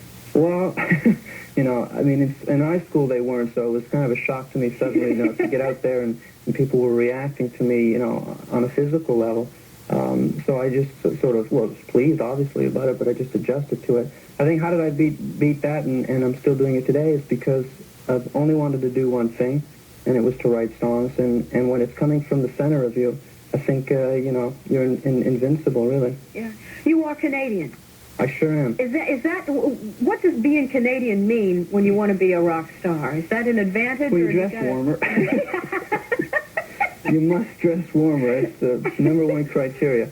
But other than that, I really don't think that boundaries are important in music. I think that that's what's dangerous, and there are definitely, you know, geographic sounds from different parts of the world where you can, you know, trace where the music is coming from. But in Canada and America, I don't, you know, I don't make any separation there.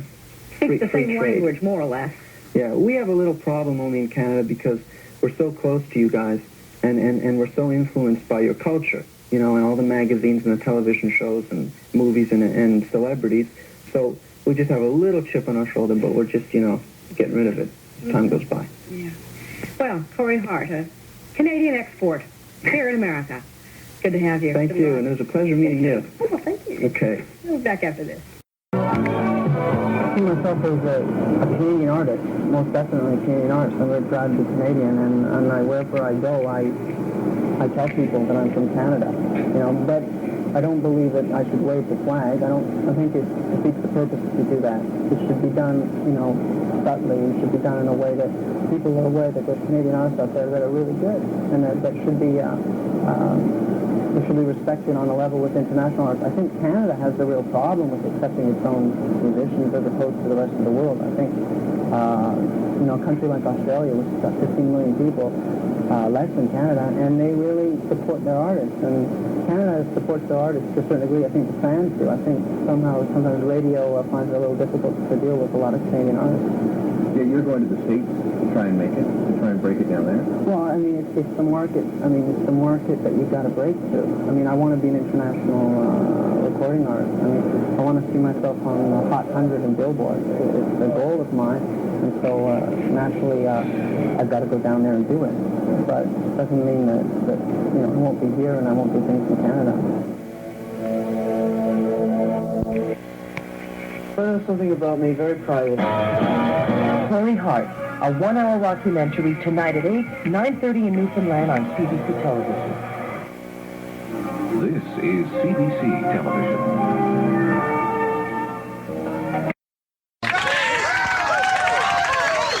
Whoa.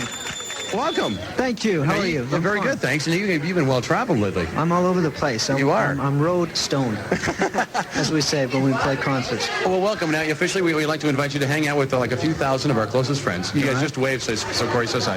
Yeah. Good. That's an effective. Everybody's got beer in their hands here. We got strange friends. Well, you know, they just kind of picked them up. They followed me home, so we decided to keep them. How about yourself? Now, I know the album's doing extraordinarily well. How about your traveling plans? Well, I'm just about on my way to Japan. Have you been there? No, but I went down to Chinatown once. Well, it's a little bit different.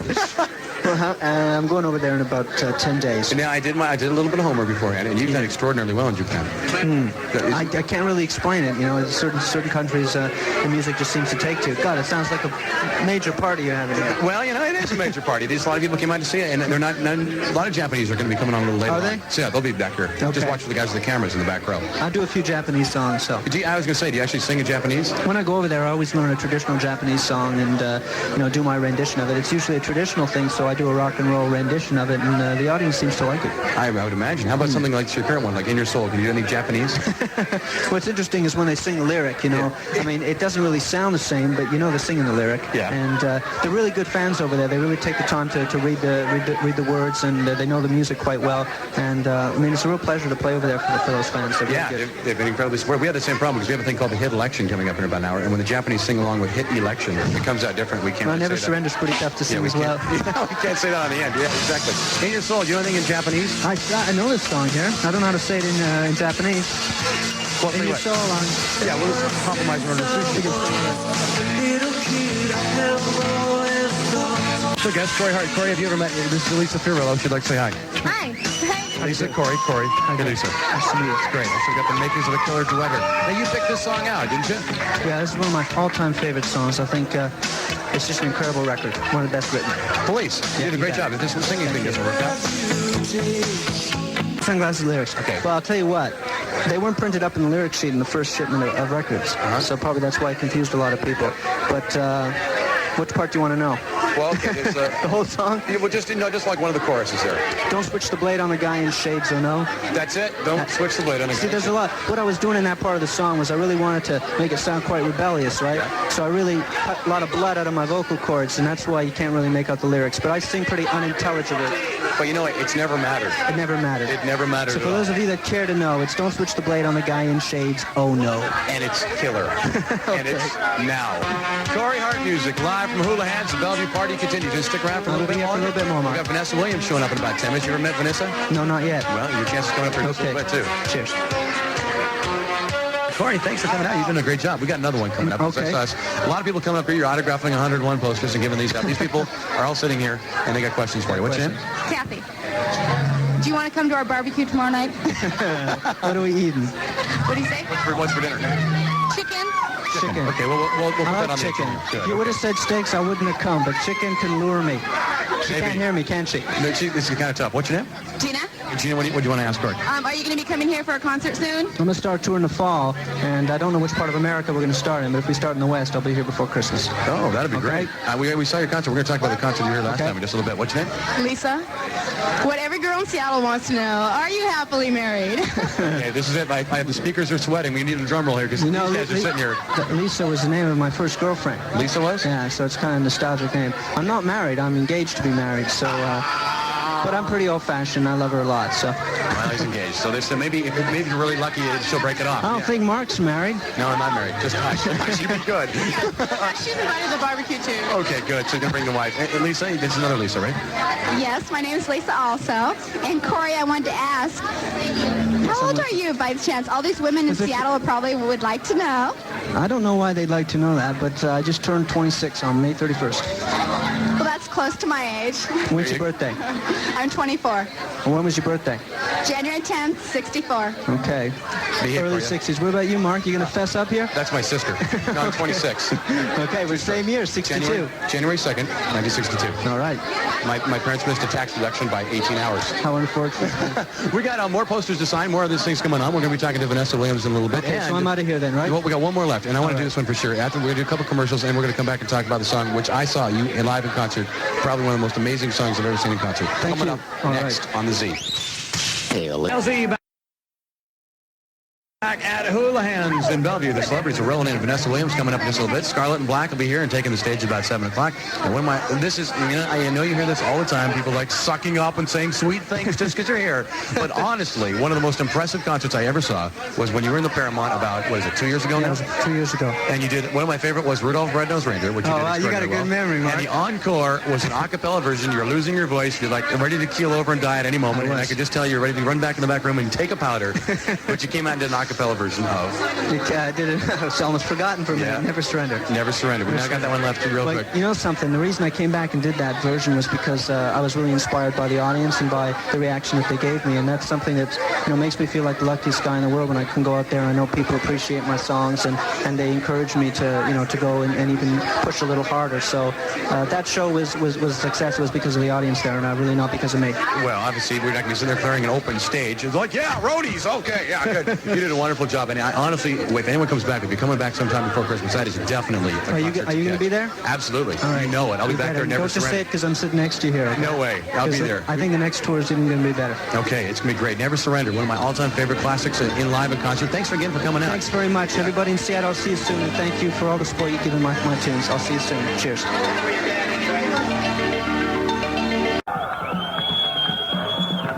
Mexico, money. Born a Canadian, he stayed a Canadian. Corey Hart, live from Daytona. Here he is singing A Little Love. Give it up, Corey. Corey Hart, lay it on us.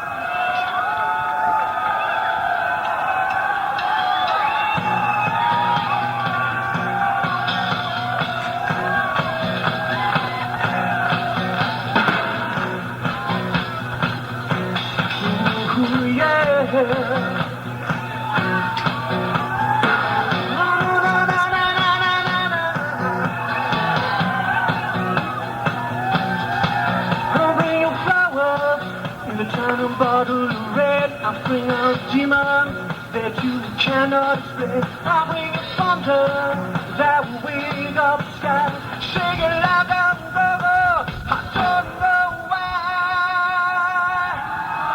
I bring you wisdom, what the fools think of me.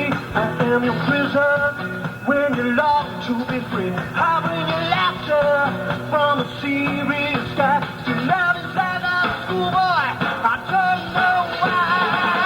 Love, make it alright.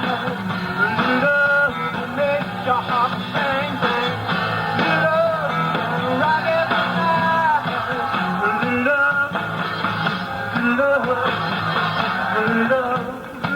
little bit of love.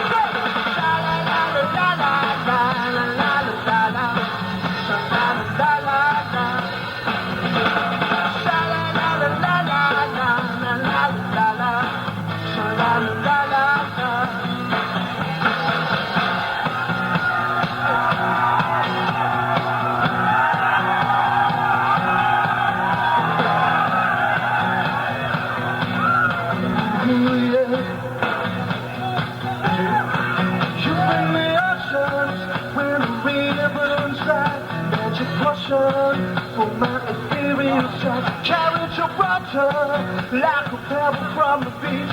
Sister, here's a serious family.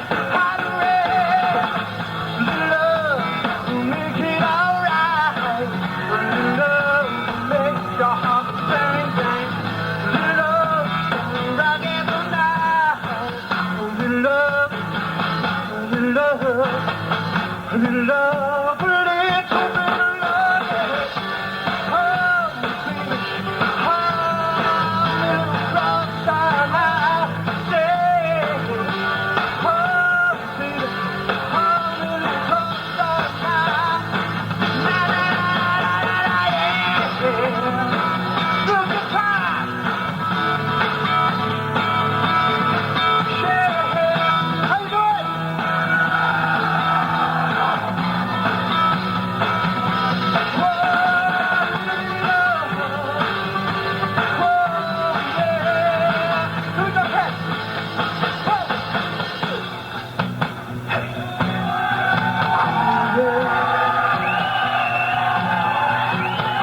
little bit.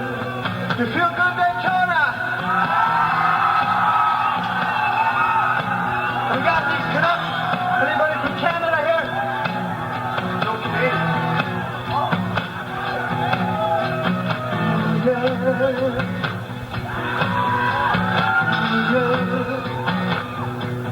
Here we go. Love, make it alright. Love, make your heart bang bang. Love, rock it night. You let it of your love. Love, make it alright. Love, make your heart bang bang. Love, rock it night. A little bit of your love. La la la la la la la la la. Let me hear ya. La la la la la. Everybody. La la la la la la la la la la la.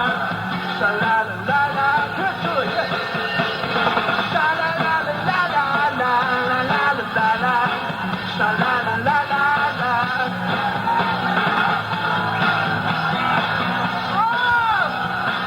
La la la la. Everybody, go. La la la la la. La la la la.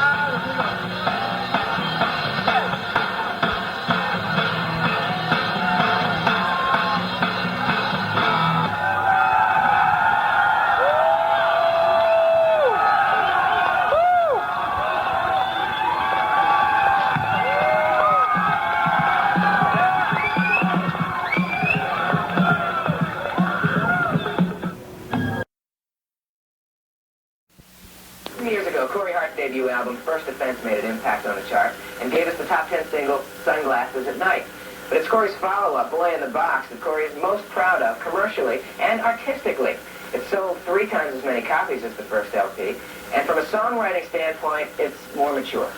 Well, as opposed to the first record, I was quite a bit younger because the songs were written over the course of since I was 16, and so there was subject matter when you're not that evolved. Not that I'm that much more evolved now, but at least I'm thinking of different things. And there's some political things that I had to say on this record, and some things about my personal life and those statements. One of those personal statements is a video song that's put Corey at number 5 this week. It's a 4-point jump for Everything in My Heart.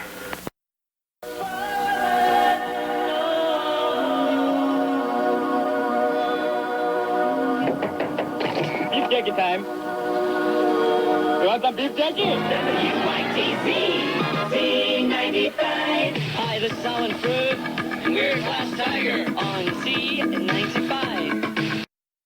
Hey, have we got a winner? We sure do. And tell me, is it the Byrne Sisters or is it Corey Hart? I think somebody's getting a sympathy vote tonight because it's Corey Hart. Corey Hart?